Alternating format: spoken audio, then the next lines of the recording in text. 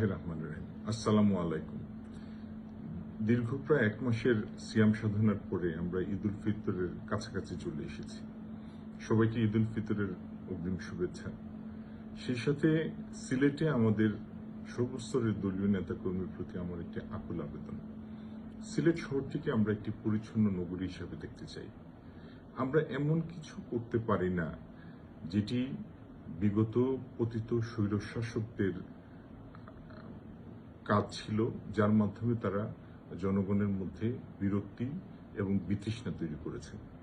আজকে ঈদ উল ফিতরকে সামনে রেখে যেভাবে সারা শহরে আমার ছবি সম্বলিত ব্যানার পোস্টার টাঙানো হয়েছে, বিলবোর্ড টাঙানো হয়েছে, এটি অত্যন্ত দৃষ্টিকটু এবং শহরটিকে পরিচ্ছন্নতার হানি ঘটিয়েছে। তাই সংশ্লিষ্ট সবার কাছে আমার আকুল অনুরোধ, আপনারা আমাদের প্রাণপ্রিয় নেতা জনাব তারেক রহমান যেইভাবে পতিত স্বৈরাচার বিদায়ের পরে কঠোর দলীয় শৃঙ্খলা রক্ষায় কঠোরতা প্রদর্শন করেছেন এবং জনমতের প্রতি সর্বোচ্চ সংবেদনশীলতা প্রদর্শন করেছেন, সেই নির্দেশ এবং চর্চার প্রতি আনুগত্য দেখিয়ে জনমতের প্রতি সম্মান রেখে দ্রুত আমার ছবি সম্বলিত ব্যানার বিলবোর্ডগুলি অপসারণ করে ফেলুন এবং নগরীর পরিচ্ছন্নতা ফিরিয়ে আনতে সাহায্য করুন।